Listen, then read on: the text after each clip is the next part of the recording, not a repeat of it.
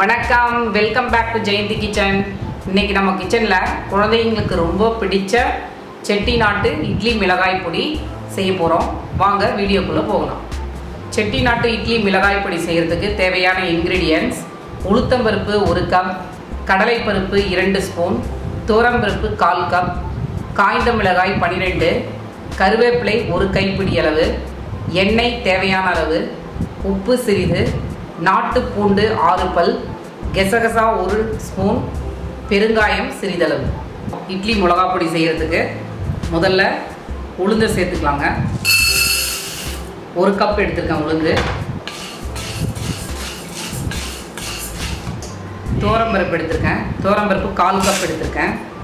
கடலைப்பருப்பு 2 ஸ்பூன் எடுத்திருக்கேன். இதை நல்லா கொஞ்சம் வாசனை வர வரைக்கும் வறுத்துக்கலாங்க. கடலைப்பருப்பு, உளுத்தம்பருப்பு, துவரம்பருப்பு 3ஐயும் ஒன்றா சேர்த்து போட்டிருக்கேங்க. ஆனால் 3ம் ஈவனாக வறுபடும். நல்லா வறுபட்டுருச்சுங்க. நல்லா வாசம் வந்துருச்சு. இப்போ பவுலுக்கு மாற்றிக்கலாம். இப்போ முதல்ல உப்பு சேர்த்துக்கலாங்க. பூண்டு பல் சேர்த்துக்கலாம்.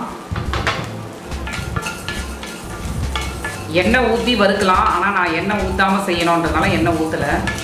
கூடவே காஞ்ச மிளகா சேர்த்துக்கலாங்க. உப்பு வறுத்து போட்டோம்னா தான் மிளகாய் பொடி அப்படியே ஈரம் படாமல் இருக்கும். இல்லைனா வெறும் உப்பு எடுத்து அப்படியே போட்டு அரைச்சோம்னா அது 4 பட தண்ணி விட்டுருங்க. அதனால் எப்பவுமே உப்பு வறுத்து தான் போட்டு மிளகாய் பொடி அரைக்கணும். கூடவே கருவேப்பிலையும் சேர்த்துக்கலாம். 1 கைப்பிடி அளவு எடுத்துருக்கேன்.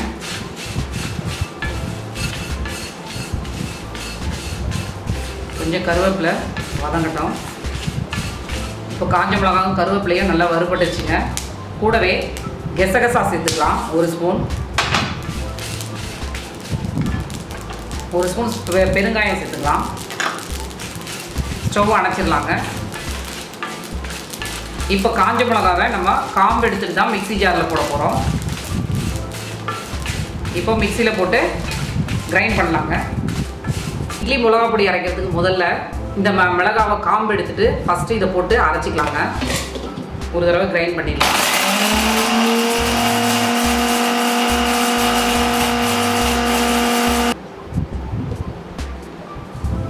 இப்போ இது கூடவே நம்ம வறுத்து வச்சுருக்க எல்லா பொருளையும் சேர்த்துடலாங்க.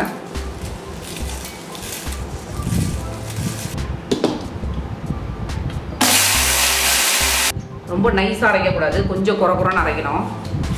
இன்னும் கொஞ்சம் அரைக்கலாம்.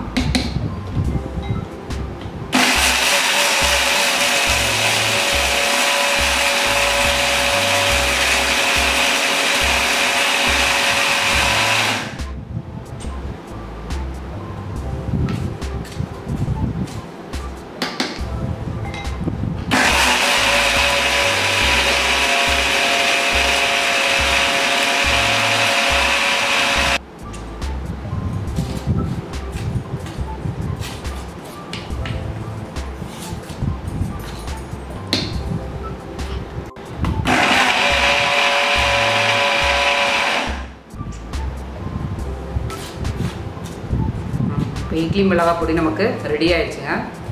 கசகசாலாம் போட்டிருக்கிறதுனால ரொம்ப நல்லா டேஸ்ட்டாக இருக்கும்.